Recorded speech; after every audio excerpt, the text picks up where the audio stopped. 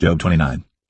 Moreover, Job continued his parable and said, Oh, that I were as in months past, as in the days when God preserved me, when his candle shined upon my head, and when by his light I walked through darkness, as I was in the days of my youth, when the secret of God was upon my tabernacle, when the Almighty was yet with me, when my children were about me, when I washed my steps with butter, and the rock poured me out rivers of oil, when I went out to the gate through the city, when I prepared my seat in the street. The young men saw me, and hid themselves, and the aged arose and stood up. The princes refrained talking, and laid their hand on their mouth. The nobles held their peace, and their tongue cleaved to the roof of their mouth. When the ear heard me, then it blessed me, and when the eye saw me, it gave witness to me. Because I delivered the poor that cried, and the fatherless, and him that had none to help him. The blessing of him that was ready to perish came upon me, and I caused the widow's heart to sing for joy. I put on righteousness, and it clothed me. My judgment was as a robe and a diadem. I was eyes to the blind, and feet was I to the lame. I was a father to the poor, and the cause which I knew not I searched out. And I brake the jaws of the wicked, and plucked the spoil out of his teeth. Then I said, I shall die in my nest, and I shall multiply my days as the sand. My root was spread out by the waters, and the dew lay all night upon my branch. My glory was fresh in me, and my bow was renewed in my hand. Unto me men gave ear, and waited, and kept silence at my counsel. After my words they spake not again, and my speech dropped upon them. And they waited for me as for the rain, and they opened their mouth wide as for the latter rain. If I laughed on them, they believed it not, and the light of my countenance they cast not down. I chose out their way, and sat chief, and dwelt as a king in the army, as one that comforteth the mourners.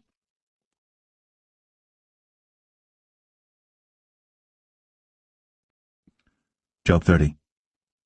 But now, they that are younger than I have me in derision, whose fathers I would have disdained to have set with the dogs of my flock. Yea, whereto might the strength of their hands profit me, in whom old age was perished?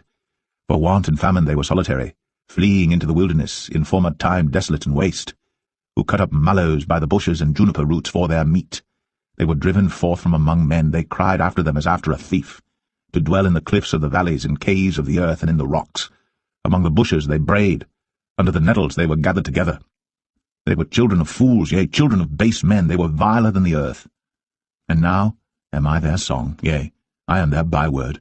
They abhor me, they flee far from me, and spare not to spit in my face, because he hath loosed my cord, and afflicted me. They've also let loose the bridle before me.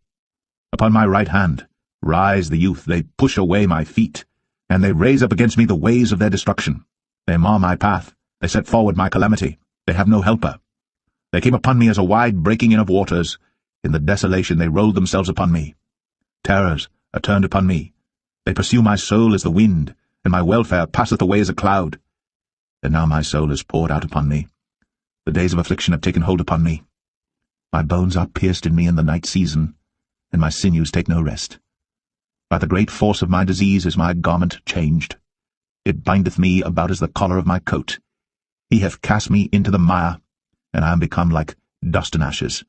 I cry unto thee, and thou dost not hear me. I stand up, and thou regardest me not. Thou art become cruel to me. With thy strong hand thou opposest thyself against me. Thou liftest me up to the wind. Thou causest me to ride upon it, and dissolvest my substance. For I know that thou wilt bring me to death, and to the house appointed for all living. Howbeit, he will not stretch out his hand to the grave, though they cry in his destruction. Did not I weep for him that was in trouble? Was not my soul grieved for the poor? When I looked for good, then evil came unto me. And when I waited for light, there came darkness. My bowels boiled, and rested not. The days of affliction prevented me. I went mourning without the sun. I stood up, and I cried in the congregation. I am a brother to dragons, and a companion to owls. My skin is black upon me, and my bones are burned with heat. My harp also is turned to mourning, and my organ into the voice of them that weep.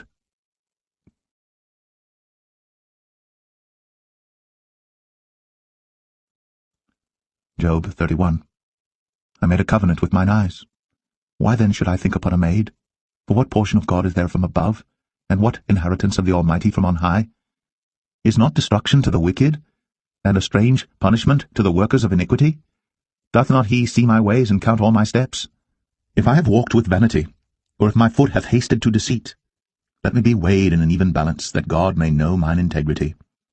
If my step hath turned out of the way, and mine heart walked after mine eyes, and if any blot hath cleaved to mine hands, then let me sow, and let another eat, yea, let my offspring be rooted out. If mine heart have been deceived by a woman, or if I have laid wait at my neighbour's door, then let my wife grind unto another, and let others bow down upon her. For this is an heinous crime, yea, it is an iniquity to be punished by the judges. For it is a fire that consumeth to destruction, and would root out all mine increase. If I did despise the cause of my manservant or of my maidservant when they contended with me, what then shall I do when God riseth up? And when he visiteth, what shall I answer him? Did not he that made me in the womb make him? And did not one fashion us in the womb?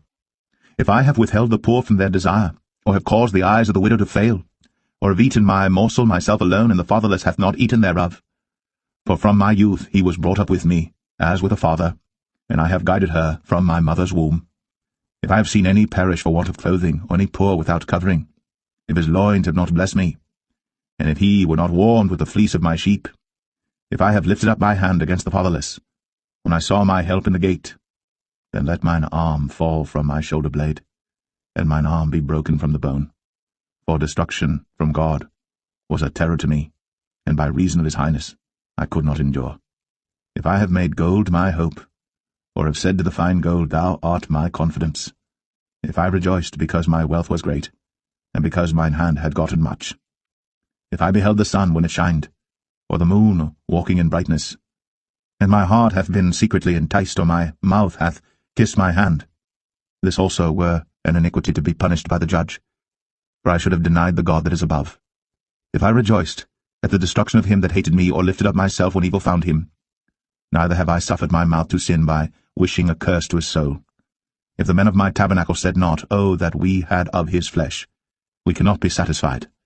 The stranger did not lodge in the street, but I opened my doors to the traveller. If I covered my transgressions as Adam, by hiding mine iniquity in my bosom, did I fear a great multitude? Or did the contempt of families terrify me, that I kept silence, and went not out of the door? Oh, that one would hear me! Behold, my desire is, that the Almighty would answer me, and that mine adversary had written a book. Surely I would take it upon my shoulder, and bind it as a crown to me. I would declare unto him the number of my steps. As a prince would I go near unto him. If my land cry against me, or that the furrows likewise thereof complain, if I have eaten the fruits thereof without money, or have caused the owners thereof to lose their life, let thistles grow instead of wheat, and cockle instead of barley. The words of Job are ended.